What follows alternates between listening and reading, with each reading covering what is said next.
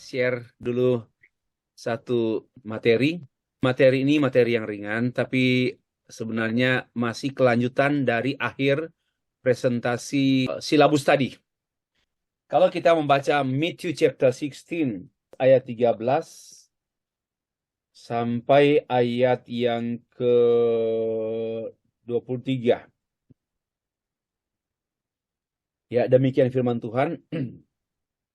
When Jesus came to the region of Caesarea Philippi, he asked his disciples, Who do people say the Son of Man is?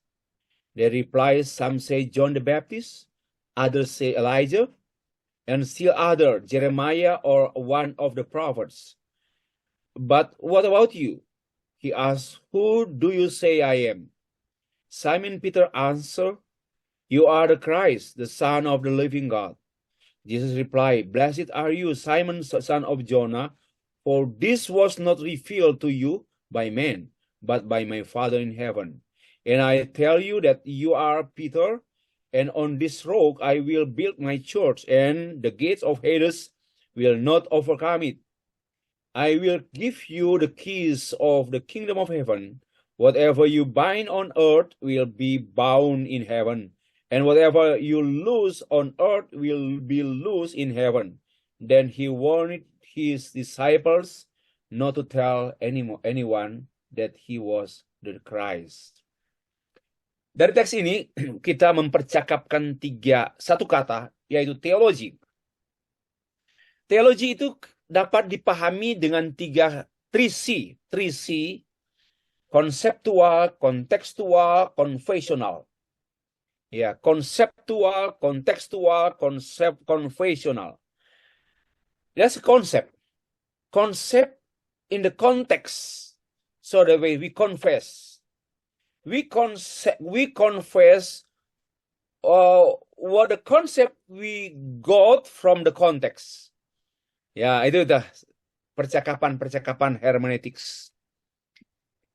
Teologi adalah pemahaman dan pengalaman pribadi. Ya, saya sengaja tulis, kalau kita mau mengenal orang lain, kita mesti mengenal secara pribadi, personal approach, personal relationship. Dengan kata lain, seorang mengenal seorang berdasarkan informasi pihak lain merupakan pengenalan yang ya dangkal bahasa. Dangkal itu bahasa kulit, pengenalan kulit. Artinya tidak mengenal, atau sedikit mengenal. Tidak ada kebenaran yang dangkal, tidak ada kebenaran yang dalam. Tapi pengenalan kita tentang kebenaran bisa dangkal, bisa dalam. Ya. Soal caranya itu bisa cara yang easy way, complicated way, atau suatu cara yang pantas, worthy way. Tuhan Yesus bertanya kepada murid-muridnya, kata orang siapakah anak manusia itu? Ya, siapakah anak manusia itu? Kata orang. Jadi ini hermeneutika kata orang. Hati-hati kita jangan terlalu banyak berhermeneutika kata orang. Tapi apa katamu sendiri? Kalau hermeneutika apa kata orang, itu tentu tidak akan menemukan yang sesungguhnya. Karena itu hanya apa kata orang. Ternyata masyarakat pada waktu itu, tatkala Tuhan Yesus bertanya, apa kata orang tentang anak manusia itu? Maka murid-murid Tuhan Yesus mendasarkan penafsiran hermeneutika pendapat orang. Ya. Pendapat orang. People opinion. Other opinion. Itu namanya penafsiran orang. Itu tentulah satu cara yang tidak dapat dipertanggungjawabkan. Mereka meneruskan pendapat orang itu, bahkan ada yang mengatakan John the Baptist, Elijah, Jeremiah, or one of the prophets. Itu kata orang. Jadi, apa kata orang tentang anak manusia, the son of man? Ini namanya hermeneutika yang tidak dapat dipertanggungjawabkan. Karena apa kata orang? Mestinya apa kata Yesus? Bukankah apa kata orang tentang Yesus? Tapi apa kata Yesus tentang dirinya? Mengenai what Jesus understand about himself. Ya. What did Jesus understand about himself? What did Jesus understand about himself? Ya, itulah hermeneutika. Jawaban-jawaban yang di atas tadi mengungkapkan jawaban-jawaban yang dipengaruhi oleh pola pikir Yudaistik. Mereka berkristologi tentang Yesus Kristus, apa kata orang, apa kata tradisi, bukan apa kata sumber asli, sumber sesungguhnya, Jesus himself. Teologi itu adalah pengakuan personal, bukan pengakuan komunitas. Not communal confession, but personal confession. Theology. My theology is my personal confession. Maka kata Yesus, apa katamu, siapakah aku ini? Tetapi apa katamu? Who I am? Siapakah aku ini? Who am I? Maka salah seorang muridnya, Simon Petrus menjawab, engkau adalah Mesias, anak Allah yang hidup. Matthew 16 verse 16. Setelah digali, memang betul jawaban Petrus itu jawaban yang benar, tapi tanpa understanding. Nah ini mulai di sini. True confession, misunderstanding. Nah ini. Look at the screen. True confession, misunderstanding. Ya. Setelah digali pola pikir Yudaistik, ternyata yang melatar belakangi jawaban Petrus. Karena jawaban yang benar tidak sesuai dengan konsepnya. Hal ini terbukti pada waktu Tuhan Yesus berkata anak manusia juga akan menderita mati di Yerusalem. Langsung Petrus mengomentari, memberi komen kepada pernyataan Tuhan Yesus yang kontra, yang berlawanan dengan Yudaisme. Ya, sekali-sekali itu jawaban dalam Matius pasal yang ke-16 ayat yang ke-21. From that time on, Jesus began to explain to his disciples that he must go to Jerusalem and suffer many things at the hands of the elders, chief priests, and teacher of the law, and that he must be killed, and on the third day he raised to life. Peter took him aside and began to rebuke him. Never, Lord, he said, this shall never happen to you. Inilah sikap Petrus ini, sikap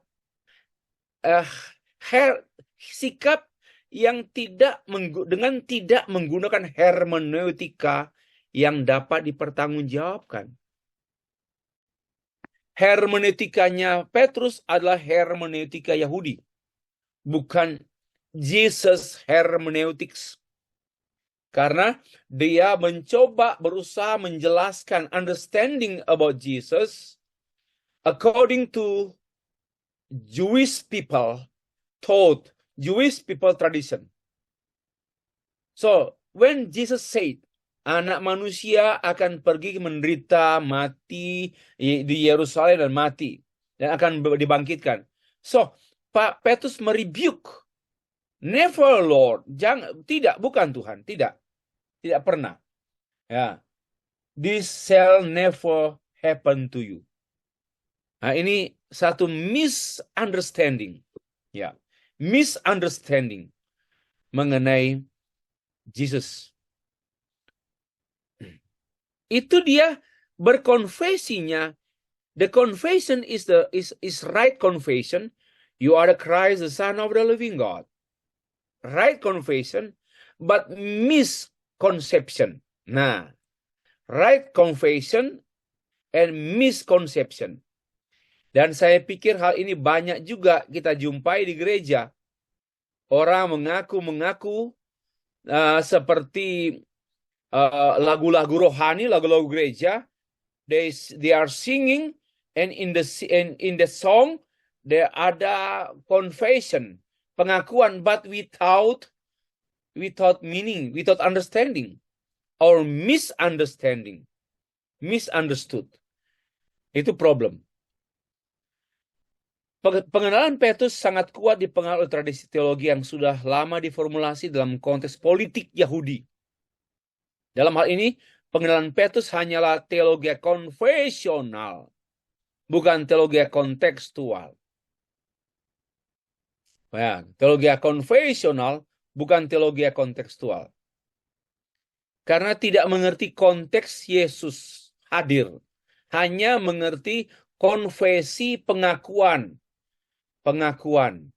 akan ada pernyataan seorang Mesias akan datang, tapi Peter had no understanding. Ya, Tuhan sendiri interest menggunakan gelar anak manusia daripada istilah Mesias, gelar-gelar Mesias yang telah dimengerti salah secara politis, sehingga didistorsi dengan konsep mesianis Yahudi yang kental dengan muatan politik. So, in Peter concept about Messiah, about Christ, he has a political concept. Yeah, political concept. So, when he confess, you are the Christ, the Son of the living God, in political understanding. So this is the misunderstanding by Paul. But his confession is correct confession. Correct confession. You are the Son, you are the Christ, the Son of the living God. So this came to be confessed. Ya. Konsep Yahudi mengenai Mesias bukanlah Mesias yang menderita sebagaimana yang disampaikan oleh Tuhan sendiri, dan hal itu saya tulis dalam buku Teologi Abu-Abu ada berapa tahun silam, pada 20 tahun yang lalu, 20 years ago. Pada waktu Yesus mengatakan anak manusia dan dikaitkan dengan penderitaan, maka orang Yahudi tidak setuju, tidak percaya itu. Karena konsep orang Yahudi tentang Mesias adalah konsep politis, seorang pemimpin yang akan membebaskan orang Yahudi dari penjajahan termasuk penjajahan Romawi. This misunderstanding inilah karena salah menggunakan hermeneutika. Salah menggunakan hermeneutika, itu problemnya. Jadi kalau kita salah berhermeneutika, itu fatal. Untuk kita sulit mendapatkan pengertian tentang meaning dari Jesus Christ. Oke. Bertolak dari rancang bangun kristologi murid-murid Tuhan Yesus di atas, maka Tuhan Yesus mau membuat murid-muridnya mengenal dirinya dengan mengubah pertanyaan demikian. Oke, you said sebelumnya, apa kata orang tentang anak manusia? Oke. You are wrong. You have no meaning. You have no understanding about the meaning of Christ. But let me ask you the second question. Ya, menurut kamu siapakah aku ini? Ya, menurut kamu siapakah aku ini? Tuhan Yesus mau memandirikan kristologi murid-muridnya dengan dari apa kata orang menjadi tetapi apa katamu. Apa kata orang, apa katamu. Itulah dua pernyataan ini menghasilkan upaya kontekstualisasi pemahaman, atau kata kontekstualisasi pasti berurusan dengan hermeneutika. Supaya murid-muridnya memiliki personal relationship, personal touching, personal knowledge, personal experience tentang Yesus Kristus. Tidak lagi berdasarkan apa kata orang dengan menggunakan hermeneutika yang tidak memadai. Tuhan Yesus memperkenalkan kristologinya yang kontekstual, yakni mengidentifikasikan dirinya dengan manusia menderita, namun tidak kehilangan identitas dirinya sebagai Allah penebus.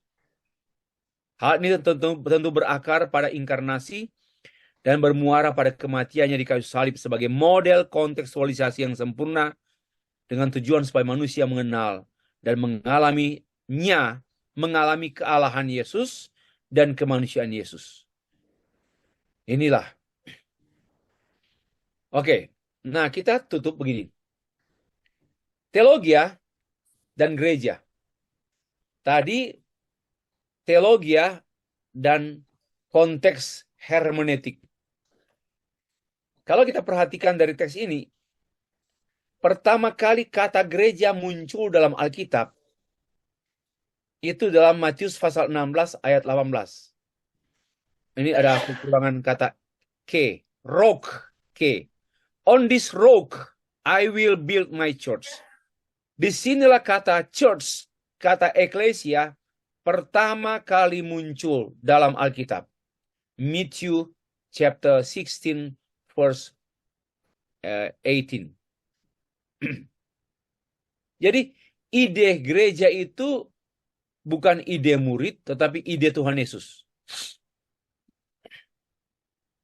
Karena itu otoritas gereja adalah otoritas Tuhan Yesus. Sehingga dia tegaskan demikian, pintu alam maut tidak akan menguasai gereja. The gates of Hades will not overcome it. I will give you the keys of heaven. Whatever you bind on earth will be bound in heaven. And whatever you loose on earth will be loosed in heaven. Ayat 19. Inilah otoritas. Jadi, the authority of the church depend on the authority of Christ. So that's why don't be naughty. Don't be naughty with the church. Jangan nakal dengan gereja. Because gereja itu adalah kepunyaan Kristus. Ya, jangan meremehkan the authority of the church. Because the authority of the church is Christ's authority. Itu penting. Selamat berhermeneutika, berteologia, bergereja, bekerja, melayani, dan berkehidupan. Oke. Tentu, mari kita berhermeneutika dengan penuh kesadaran dan kekaguman dan hormat kepada kebenaran.